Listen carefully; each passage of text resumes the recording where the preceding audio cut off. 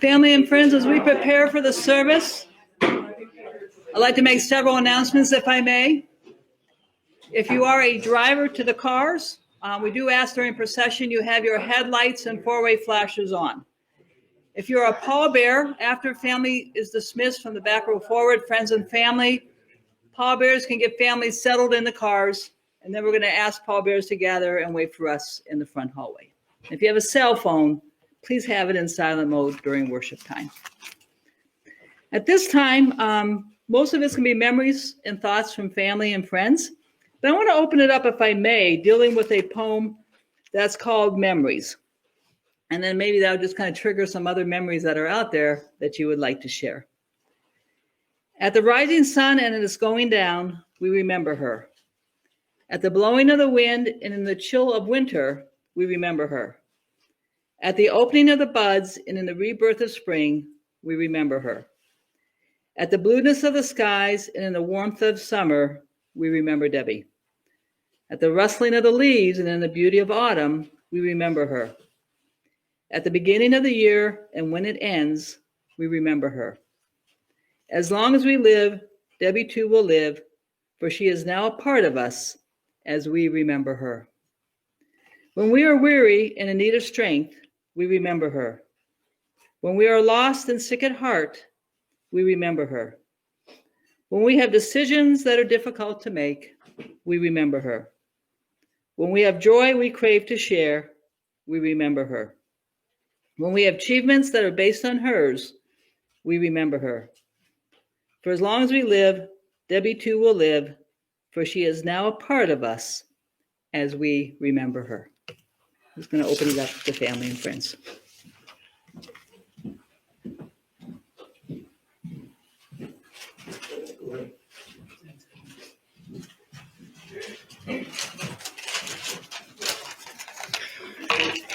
For those of you that don't know me, I am Lorraine Trimmer. I am Debbie's sister-in-law.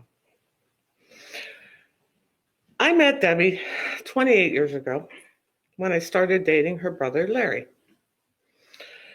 On the day of our first date, Larry had been staying at Deb and Joe's. That evening, as Larry was about to come pick me up for the very first time, Deb said to him, "You need to take her something and hand it to her at the door." So they didn't have anything. So she quickly grabbed an umbrella that she had laying around the house and handed it to him and said, "Here." And he walked out the door.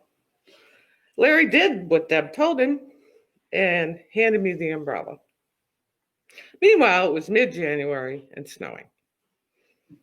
He said, "My sister said I should bring this something for you." So we both started laughing and staring at the umbrella. I'm thinking, she couldn't suggest flowers or candy? Nope. That would have been too normal. I couldn't wait to meet this special sister, giving him this great advice. It turns out that she was very special in more ways than one. Deb was an amazing person, inside and out. She was a loving and caring person who always wanted to help others, whether it was in her career or her family or a stranger on the street. Deb had an amazing sense of humor, sometimes a bit sarcastic, but that's what made her so very funny. She had an infectious laugh that could get a whole room roaring. I cherish that laugh and will miss hearing it in person, but it will always be in my head and in my heart. Deb was very special to me and always treated me like a sister and a friend. I couldn't begin to tell you how much that means to me. So that special sister of Larry's with the funky umbrella became one of the most special people in my life. You will be forever in my heart. I love you. And if you could do me a favor, give your special brother a kiss for me. Thank you.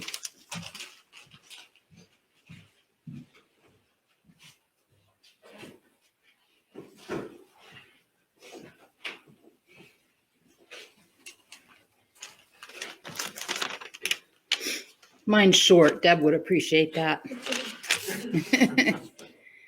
I met Deb when she came to our house on a campaign to organize my shop. Little did I know the journey we would take or the cherished friendship that would come of it. She worked tirelessly and was one of the most dedicated people I will ever know. When I remember Deb, I think of her smile, her laughter, her love of family and friends, her determination and stubbornness, but mostly her beautiful heart.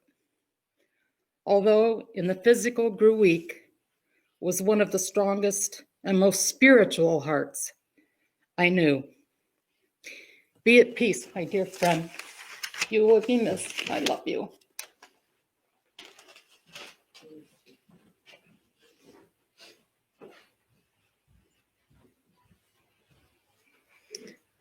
Thank you, everyone, for coming. My name is Lynn. If you don't know me, I'm Debbie's sister.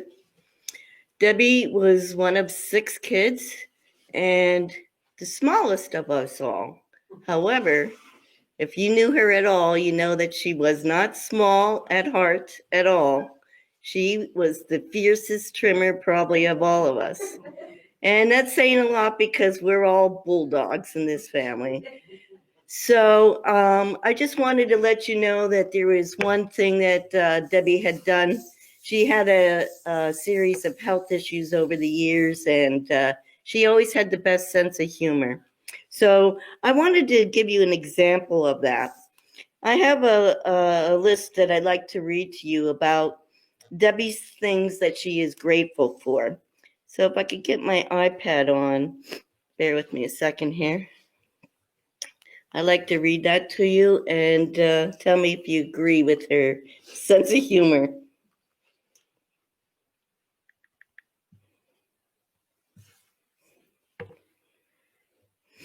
Okay, things Debbie is thankful for. Having heart failure as a reason not to shovel snow, run sweeper, or exercise. Dying twice and is able to talk about it. Having a double adrenal gland failure, and the only extra thing growing is facial hair. Having psoriasis only on her ears, elbows, butt, and knees. Extremely pleased to have 7 natural teeth in her mouth. Overweight by 20 pounds, so when the last 7 teeth are pulled, she will not starve.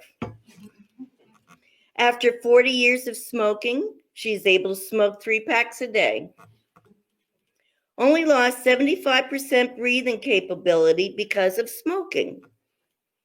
Only has to work 80 hours a week to get her job done. Being dyslexic, she never wastes time reading any books. Even with dyslexia, she can spell almost all words with 4 letters or less. Glad for the excuse of having an obsessive compulsive disorder for why she drinks coffee and pop at the same time. Having a wonderful, pleasant personality that enables her to have one friend. Thankful for a dog that eats all her furniture so she will not have to haul it away. Grateful for another dog that consistently tells her what to do and when to do it. Delighted to have 20/60 vision and cannot see how old Joe and she got. Really glad to have a perpetual diarrhea because she will never get hemorrhoids. Happy to have attention deficit disorder so she does not dwell on everything listed above. Debbie was my best friend. I'm going to miss her. And I love you, Debbie. Rest in peace.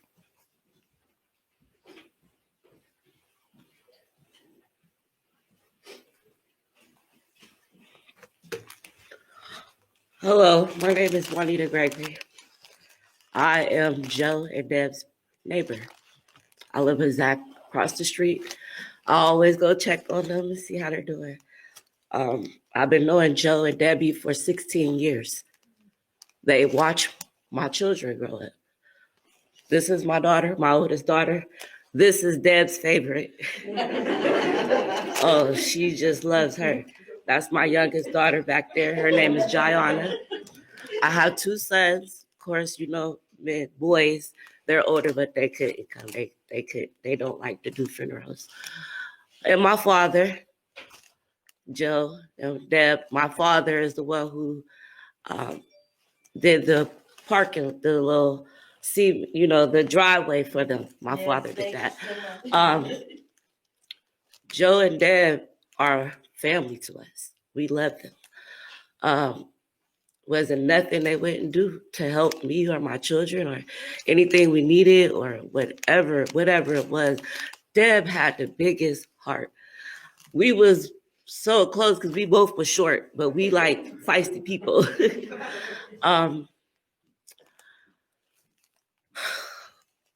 It's hard. They actually adopted my dog, Cycle, the pit bull that they had that passed away.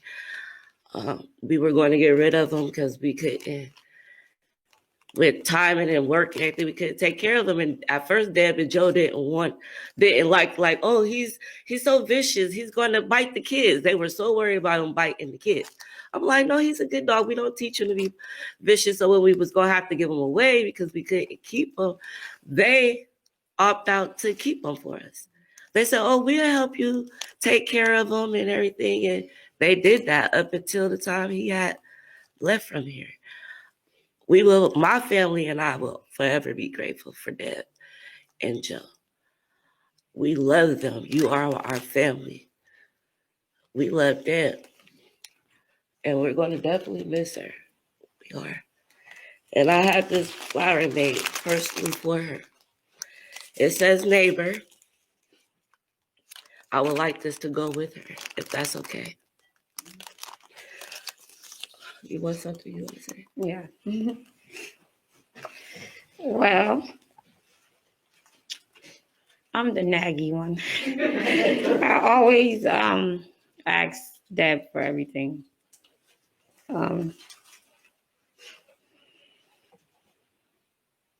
She's like a mom.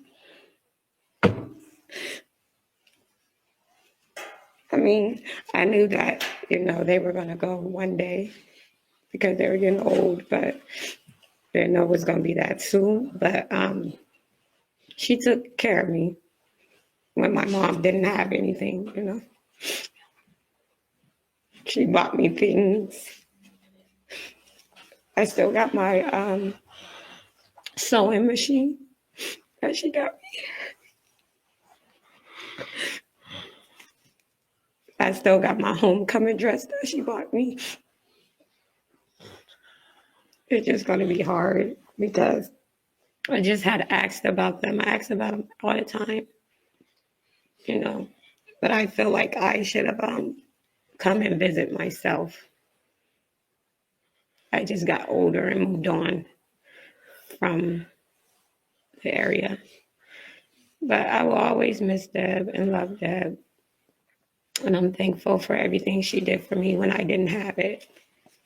I would do little things like clean the house. They would make me clean the house just to give me something like, if you clean the house, I'll buy you this. If you clean the house, I'll get you that. And nothing ever needed cleaning. I just did the best thing. It was already always clean. I'll be like, okay, fine. But I'm really not ready for this at all. But I appreciate you guys. I think I remember I don't know if Joe's family here. I remember some of you guys when you came over when I was younger. I don't know which ones it was. Is it a daughter or if it's a son-in-law or something of a daughter? I don't know. I remember some of you guys, but I appreciate you guys, sister, a lot. She did a lot for me. Thank you.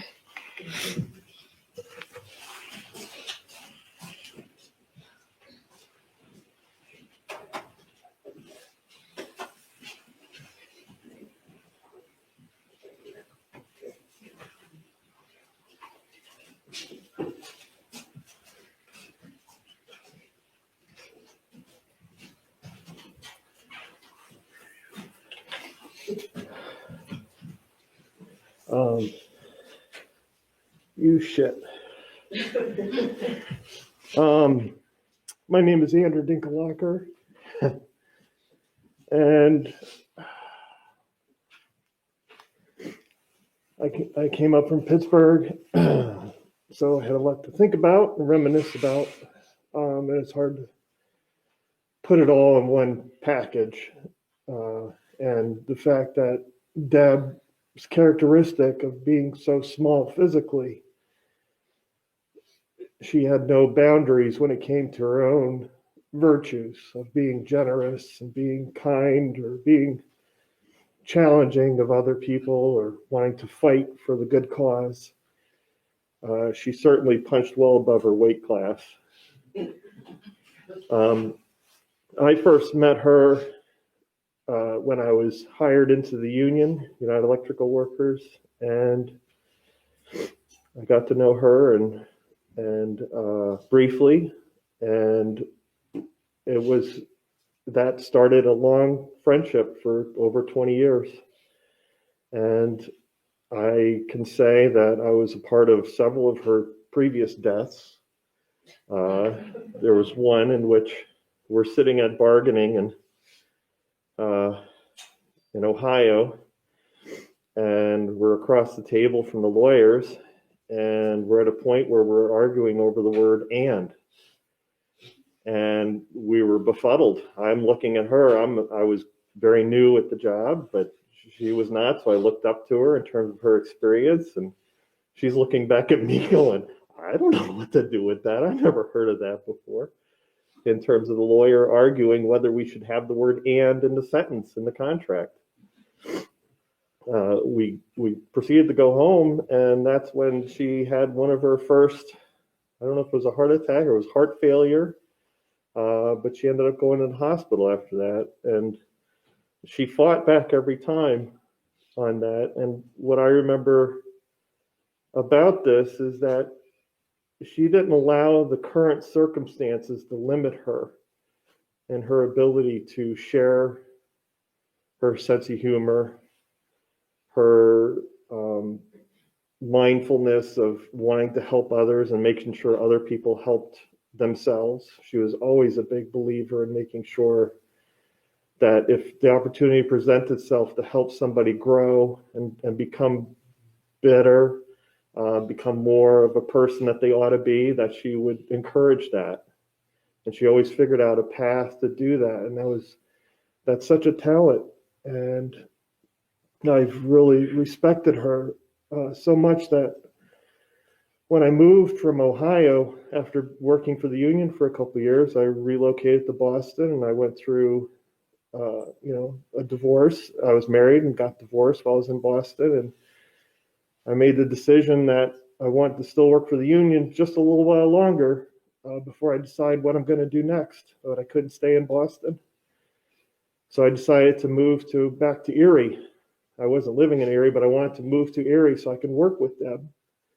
That's how much I was impressed by her capacity to teach me, and her kindness and her kinship. And, I was always impressed with her capacity to make you do something beyond what you thought you could do. And all the while laughing about it and making you feel like you could do it without doubting yourself. And to me, that's one of the greatest gifts that I hope is a legacy for all of us, to remember those aspects of everything that was said before and to carry that, because I've had many late night discussions with her over White Russians, and we would talk about life and everything, and she'd always say, well, Andrew, I've been dead before. I know what it's like after. And she'd say, and I'd say, what? And she'd say, well, it's just dark. It doesn't do anything. It's just dark. And I argued with her about that. I said, well, how do you know, that might have just been a moment. Who knows? But she was fierce in terms of whenever she took up a position, that was the stubbornness side of her. But I have to say, I'm going to get the last hurrah on this one and say that I think you're really wrong on that it just being dark, because we're all remembering her, and I don't think any of us are going to have a rough time trying to forget her. And the fact that she had such an impression on us will live on. And that is not darkness. That's a lot of light going on around the world that I hope we all could live up to.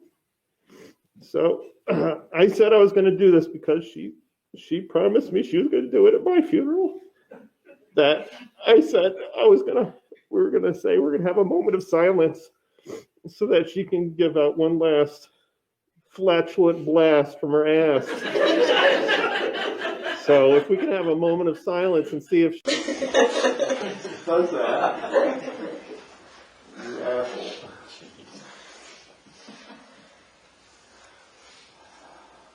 There's so many stories, but I have to say, I love her, and I can see all the love in this room.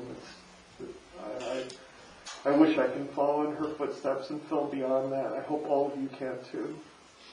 Thanks so much for sharing your stories too. I'm sorry for your loss, everybody.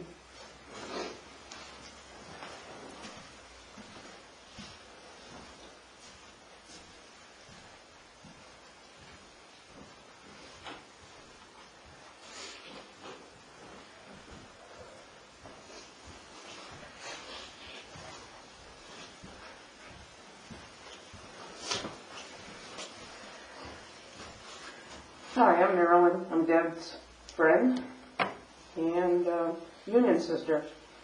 I met Deb one time at the union hall, well, many times, but the first time I met her, she was a spitfire. I'm like, who in the heck is this woman? And I just listened, and I'm like, that girl, she knows what the hell she's talking about. So I listened, and here comes a union brother into the hall, and he's standing like this. And I'm looking at her, I'm looking at him. Now he's a younger fellow, good looking. I think I know him. So then I got to know both of them. He's now the president of 506 at WebTech.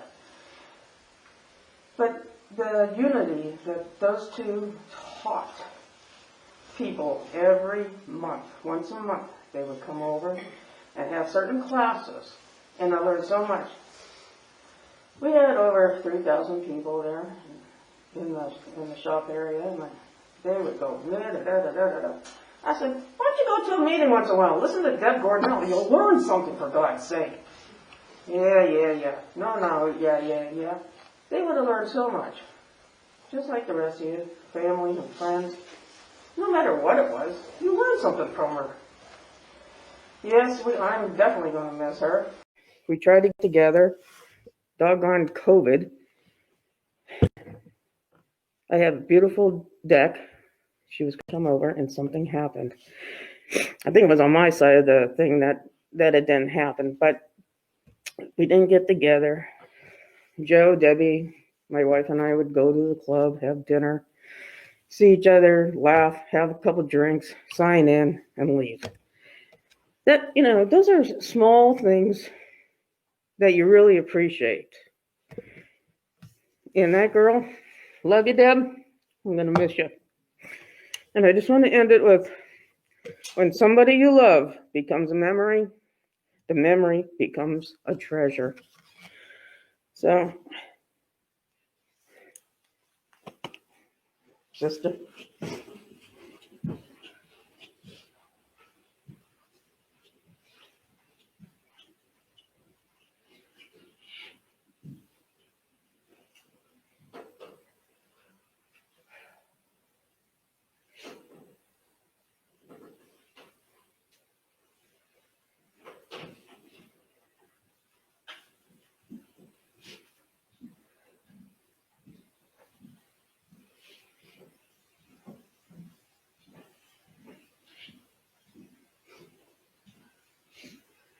Is there anyone, any other thoughts or anyone else want to share anything before we close?